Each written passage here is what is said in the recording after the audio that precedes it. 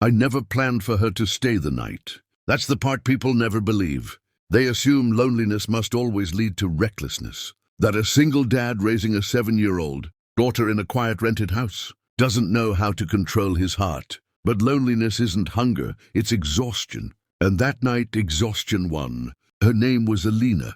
She had knocked on my door hours earlier in the rain. Heels broken, phone dead, mascara streaked like she'd lost more than a ride home. I'd seen her before, my daughter's new piano teacher, soft-spoken, kind eyes. The kind of woman who looks like life has asked too much of her too early. I let her in because my daughter was watching. I let her stay because the storm wouldn't stop. I let her sleep in the guest room because that's what decent men do, or at least what I told myself. But walls can't stop emotions. At some point after midnight we talked about failed marriages, about trust, about how silence can be louder than shouting.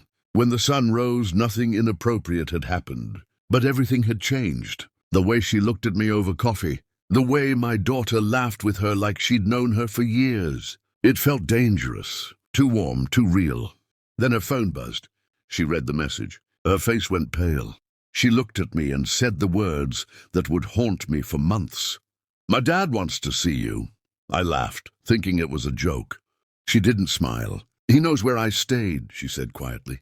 "And if you don't come, he'll come to you." That's when I learned her last name. That's when I understood why she'd never talked about her family. Her father wasn't just rich. He was a billionaire, one of the most feared industrial tycoons in the country. A man who destroyed lives with legal letters and smiles. And now, a man who thought I had crossed a line with his daughter.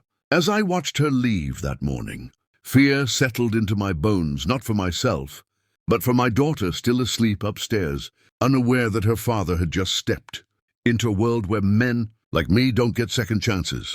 If this story already has you holding your breath, don't forget to subscribe, because what happened next changed everything I believed about power, fatherhood, and love. The meeting was scheduled for noon at a private estate outside the city. Guards, marble floors, silence so thick it pressed against your chest. I wore my only suit, the one I'd bought for my wife's funeral years earlier.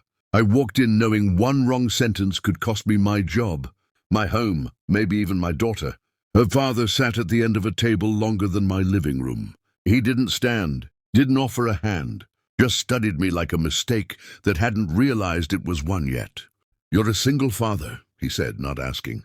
"Low income, no influence, and yet my daughter slept under your roof." I explained calmly, truthfully, the storm, the guest room, nothing more. He listened without blinking. Then he slid a folder toward me. Photos, my house, my daughter's school, my work schedule. "I protect what's mine," he said. "And men like you mistake kindness for opportunity." Something broke in me then. Not anger, but resolve. I told him the truth he didn't expect. That I wasn't afraid of him. That I was afraid of disappointing my daughter. That his money couldn't buy the respect I earned every night, cooking dinner and helping with homework alone. That his daughter was strong not because of his billions, but despite them. Silence followed, long, heavy. Then he asked a question that stunned me. "Do you love her?" I said no, not yet. But I respected her, and I'd protect her dignity the same way. I protect my child's, without contracts or threats. For the first time, the billionaire leaned back, tired, older, less untouchable.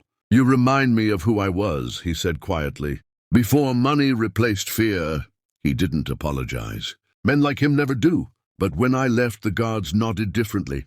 And that evening, Alina called me, crying. Not from fear, from relief. Her father hadn't destroyed me. He'd let me go. Months later, she and my daughter sit at the same piano bench, laughing. We take things slow, carefully, honestly, because love doesn't need power to survive, only courage. And if you believe stories like this deserve to be told, subscribe to the channel, because sometimes the strongest men aren't billionaires. They're single dads who refuse to bend. I thought walking out of that estate meant the worst was over. But real power doesn't roar, it waits. Days passed quietly, too quietly. My daughter went to school. I went to work. Alina stopped calling, not because she didn't want to, because she was told not to. I felt it in my chest before I saw it happen. My boss called me into his office, eyes avoiding mine, voice rehearsed. "We're restructuring," he said. No severance, no warning. Just a cardboard box and a handshake that felt like an apology wrapped in fear. By evening, my landlord mentioned a sudden offer to sell the house. My daughter's school sent a polite email about documentation issues. That's when I understood. Her father had let me walk out, but he hadn't let me go. He was testing me, seeing how long I'd last when the floor was slowly pulled away. That night, my daughter asked if we were moving again. I smiled and said no. Then I went into the bathroom and cried like a man who had nothing left to trade but pride. 2 weeks later, Alina showed up at my door unannounced, not crying, not afraid, angry, strong. She told me she'd confronted her father, told him she wasn't a possession, that love chosen freely mattered more than safety bought with control. He laughed at her. So she left his house, his cards, his protection, and stood there on my doorstep asking not for rescue, but partnership. That choice changed everything. The billionaire came again, this time without guards, without threats. He looked smaller somehow, tired in a way money couldn't fix. "I built empires," he said, "and lost my daughter in the process." He offered me a deal, money, security, distance, walk away and be set for life. I looked at my child coloring on the floor, at Alina standing tall despite the storm she'd stepped into, and I refused. Not loudly, not heroically, just honestly. I told him love isn't something you negotiate. He left without another word. Months passed, hard ones. Then something unexpected happened. Opportunities opened where fear once lived. A new job, a community that stepped in, a quieter, richer life built on truth.